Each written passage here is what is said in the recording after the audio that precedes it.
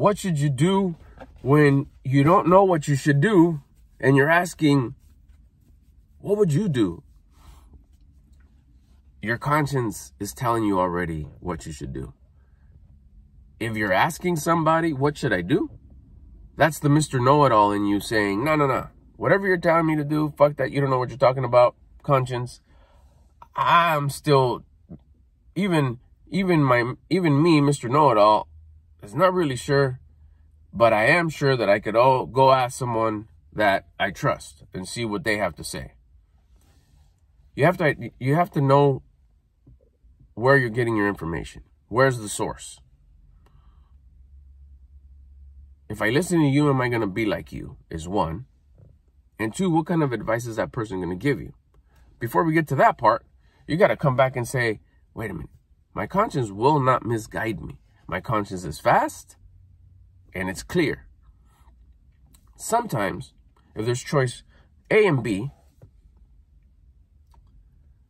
your conscience will tell you right away, start walking towards A.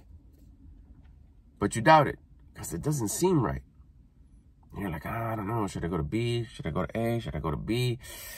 And you truly don't know. And then you ask a friend or someone who's guiding you, someone you trust. Which one should you go to? You're skipping a step. One, does that person always make good choices? Two, what does that person doesn't have all the elements that you have in here and in here for that choice? They may know you. They may understand you. And although it is a good source, especially if you trust them and they tend to make good choices, it's not the choice that you're meant to make. I think that what we have to do is before we go ask for advice, the best guidance is the guidance of your conscience. And sometimes your conscience will tell you, choose A. Start walking towards A. You're like, but it is what it is. That's what I have to choose. And you start walking towards A. And as you're starting to make your way towards A and be certain that it's going to be A, something's going to happen. You'll be like, oh shit, what? And your conscience will tell you, way to listen, B is the way to go. Here's the sign. Here's the thing that you need to do. Here's the opportunity to change directions. And it'll be clear as day that it's B. And you're like, that just changed. Your conscience just wants to see if you're listening, if you're obedient, if you're being guided by your conscience. These are tests that happen. It's happened to me all the time. It says A. All right, well, I choose A and it's going to happen in, a week. And as I'm waiting, I'll get another call that says, B's available right now. Would you like to get it? And inside I hear, yes, say yes. Say yes now. Yes. Okay, perfect. And it's the perfect choice. And then I play back the movie and it's like, had I not made those pre-choices to go to A, that phone call would not happen. That text would not happen. But because I was committed to A, because my conscience told me to, B opened up. So sometimes you have to choose A, even though it's just like, really? When you're living a conscience-guided life, it's going to tell you where to go because it's going to guide you on where you need to go. You need to go to A because A will lead to this, this, this, this, this. I know what you want. There's many times that that's happened. Really? No, but I've been doing that all my life and it's supposed... No, not today. Okay, no. Next day wakes up. 3, 4, 5 days wake up. It's like, all right, cool. Then B will like appear from like, what the? How'd that happen? Well, because you listened to choose A, like I told you to, I'm going to give you the one you really wanted, which was B. But because you listened to me, your conscience, I got you B, which is what you wanted, right? Oh, yeah.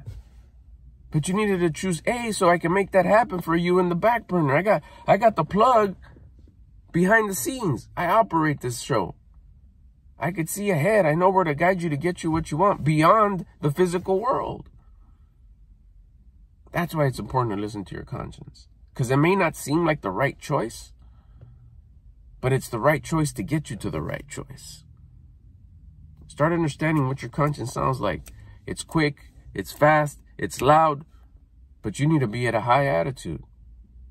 A high attitude, and recognize that you're a freaking Mr. or Mrs. Know-It-All. And we have to be know-it-alls. We have to be know-it-alls because we have no confidence. And someone with lack of confidence needs some sort of a synthetic feel good. I do know what I'm doing. I do feel good. I do have pride. So you turn into a Mr. Know-It-All. And it works forcefully most of the time because it gets you somewhat of a result.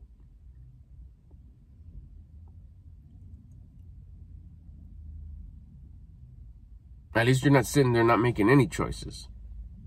But once you could understand and wrap your head around, dang, I am a Mr. Know-It-All.